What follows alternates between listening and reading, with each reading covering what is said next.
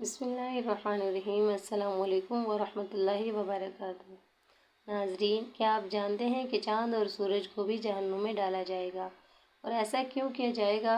حضرت ابن عباس رضی اللہ تعالیٰ عنہ سے مروی ہے کہ انہوں نے فرمایا، جسے اس بارے میں شک ہو کہ میدان حشر شام میں برپا ہوگا، اسے یہ آیت مبارکہ تلاوت کر لینی چاہیے۔ رسول پاک صلی اللہ علیہ وسلم نے یہ اس دن فرمایا تھا کہ تم چلے جاؤ۔ انہوں نے عرض کیا، اے اللہ کے رسول صلی اللہ علیہ وسلم، کہاں چلا جاؤں؟ تو آپ صلی اللہ علیہ وسلم نے فرمایا، عرض محشر کی طرف۔ حضرت معاویہ بن حیدر رضی اللہ تعالیٰ عنہ سے روایت ہے کہ آپ صلی اللہ علیہ وسلم نے ارشاد فرمایا کہ تم اس طرف جمع کیے جاؤ گے، اور آپ صلی اللہ علیہ وسلم نے ملک شام کی طرف اشارہ فرمایا۔ حضرت سمرہ بن جندب رضی اللہ تعالیٰ عنہ سے روایت ہے کہ نبی کریم صلی اللہ علیہ وسلم نے فرمایا، تم بیت المقدس کی طرف محشور ہوں گے اور پھر تم قیامت میں جمع ہوں گے۔ حضرت وہاب بن منہب رحمۃ اللہ علیہ فرماتے ہیں کہ اللہ تعالیٰ نے بیت المقدس سے فرمایا تھا کہ میں تجھ پر اپنا عرش رکھوں گا اور تیری طرف اپنی مخلوق کو محشور کروں گا، اور تیرے پاس داؤد علیہ السلام سوار ہو کر آئیں گے۔ قیامت کے دن ایک منادی ندا کرے گا جسے سب مخلوقات سنیں گی۔ وہ کہے گا، ہر قوم جو خدا کو چھوڑ کر جن معبودوں کی عبادت کرتی تھی، ان کے ساتھ ہو جائے۔ چنانچہ ہر شخص اس کے سامنے اس کے معبود کی صورت بنا دی جائے گی جس کی وہ عبادت کیا کرتا تھا۔ ایک فرشتہ کی شکل حضرت عزیر علیہ السلام جیسی اور ایک فرشتہ کی شکل حضرت عیسیٰ بن مریم علیہ السلام جیسی بنا دی جائے گی۔ چنانچہ یہودی اور عیسائی ان دونوں کے پیچھے چل پڑیں گے، پھر یہ پیچھے چل پڑیں گے، پھر یہ معبود انہیں جہنم کی طرف لے جائیں گے، پھر کوئی نہیں بچے گا، صرف مومن رہ جائیں گے۔ البتہ مومنین میں کچھ منافق بھی ہوں گے۔ اللہ تعالیٰ ان کے سامنے جس حالت میں چاہیں گے ظہور کریں گے اور فرمائیں گے کہ اے لوگو، سب لوگ چلے گئے، تم بھی اپنے خدا کے ساتھ چلے جاؤ جس کی تم عبادت کرتے تھے۔ وہ عرض کریں گے کہ خدا کی قسم، اللہ کے سوا ہمارا کوئی معبود نہیں، ہم غیر اللہ کی عبادت نہیں کرتے تھے۔ پھر اللہ تعالیٰ مومنین پر اپنی عظمت کی تجلی فرمائیں گے جسے وہ پہچان لیں گے، وہی ان کا رب ہے۔ مومنین یہ دیکھ کر سجدہ ریز ہو جائیں گے، جبکہ منافق گدی کے بل گر جائیں گے، کیونکہ اللہ تعالیٰ ان کی پشتوں کو بیل کے سینگ کی طرح سخت کر دے گا۔ پھر اللہ تعالیٰ مومنین کو حکم دیں گے تو وہ اپنا سر اٹھائیں گے۔ حضرت ابو مریم رضی اللہ تعالیٰ عنہ سے روایت ہے کہ آپ صلی اللہ علیہ وسلم نے اذا الشمس کوورت کا مطلب یہ بیان کیا کہ سورج کو بے نور کر کے دوزخ میں ڈال دیا جائے گا، اور اذا النجوم انکدرت کا مطلب یہ بیان کیا کہ ستاروں کو توڑ کر جہنم میں ڈال دیا جائے گا، اور ہر اس معبود کو جس کی خدا کے سوا پرستش کی گئی دوزخ میں ڈالا جائے گا، سوائے حضرت عیسیٰ علیہ السلام اور ان کی والدہ کے۔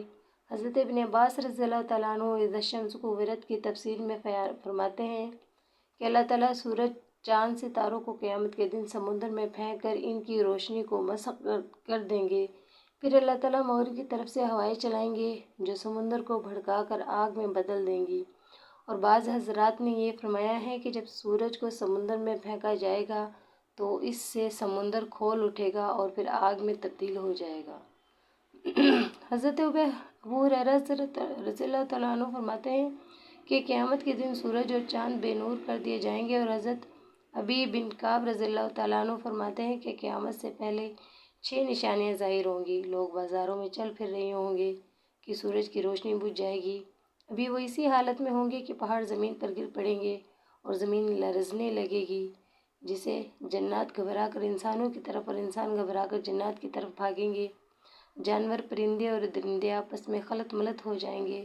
ارشاد خداوندی ہے، جب جنگل کے جانوروں میں رول پڑ جائے، یعنی ایک دوسرے میں مل جائیں گے، اور جب بیاتی اونٹنیاں چڑھتی پھریں، اور جب دریا جھمکے لگ جائیں، اس وقت جنات انسانوں سے کہیں گے، ہم تمہیں کہتے ہیں کہ سمندر کی طرف چلو۔ جب وہ وہاں پہنچیں گے تو آگ ہی آگ نظر آئے گی جس سے شعلے اٹھ رہے ہوں گے۔ لوگ اسی حالت میں ہوں گے کہ اچانک زمین پھٹ کر 7ویں زمین سے لگ جائے گی اور آسمان پھٹ کر 7ویں آسمان سے جا ملے گا۔ تب ان پر ایک ایسی ہوا چلے گی جو انہیں موت کی آغوش میں سلا دے گی۔